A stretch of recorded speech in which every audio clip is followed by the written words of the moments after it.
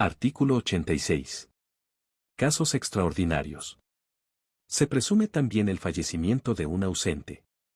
A. Si por última vez se encontró en el lugar de un incendio, terremoto, acción de guerra u otro suceso semejante, susceptible de ocasionar la muerte, o participó de una actividad que implique el mismo riesgo, y no se tiene noticia de él por el término de 2 años, contados desde el día en que el suceso ocurrió o pudo haber ocurrido. B. Si encontrándose en un buque o aeronave naufragados o perdidos, no se tuviese noticia de su existencia por el término de 6 meses desde el día en que el suceso ocurrió o pudo haber ocurrido. 1. Introducción. El artículo regula los casos extraordinarios de ausencia con presunción de fallecimiento. Se contemplan 2 supuestos. El primero ocurre cuando la ausencia sucede en circunstancia de encontrarse la persona en el lugar donde ocurrió un incendio, un terremoto, una acción de guerra u otro suceso semejante. El segundo caso extraordinario se configura cuando la persona ausente se hallaba en un buque o una aeronave naufragado o perdido. En ambos casos debe cumplirse con un requisito temporal, que es menor al exigido para los casos ordinarios, por las circunstancias fácticas en las que se encontraría la persona al momento de la última noticia de su existencia. La clasificación de los incisos A y B es acorde a la categorización efectuada por los académicos hace algunos años, entre el supuesto extraordinario, genérico y el específico. 2. Interpretación del artículo 86. 2.1. Incendio, terremoto, acción de guerra o suceso semejante.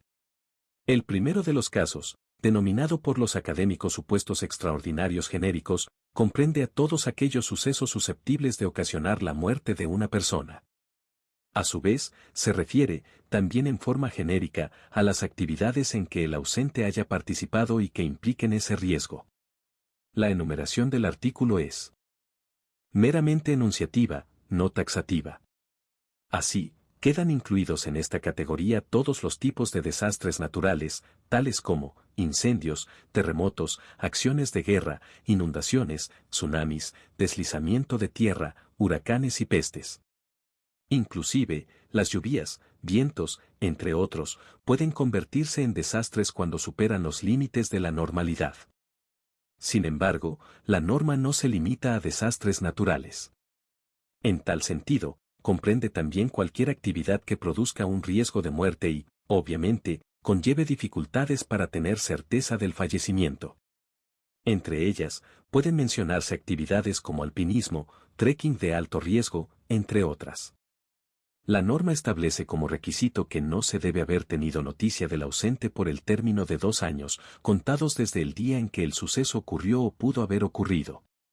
De este modo, se establece un plazo menor a los 3 años requeridos para los casos ordinarios de ausencia con presunción de fallecimiento.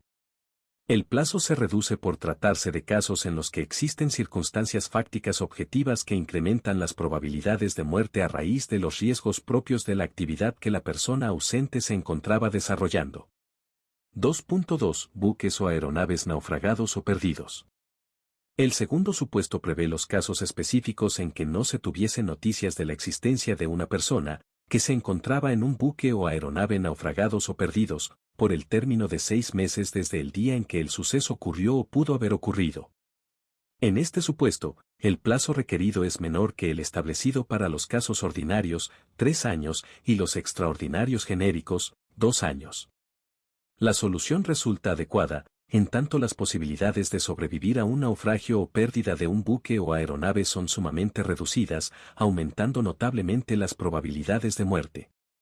Cabe señalar que, para que se configure el supuesto, debe probarse el naufragio o la pérdida del buque o aeronave. De lo contrario, el caso será juzgado conforme las disposiciones atinentes a los supuestos extraordinarios genéricos regulados en el primer inciso del mismo artículo.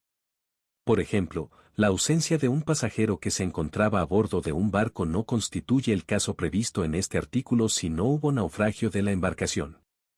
En esa hipótesis, suponiendo que el pasajero se hubiese arrojado en solitario al agua, quedará comprendido en el supuesto previsto en el primer inciso, caso extraordinario genérico. Gracias por ver el contenido. No olvides suscribirte para más leyes.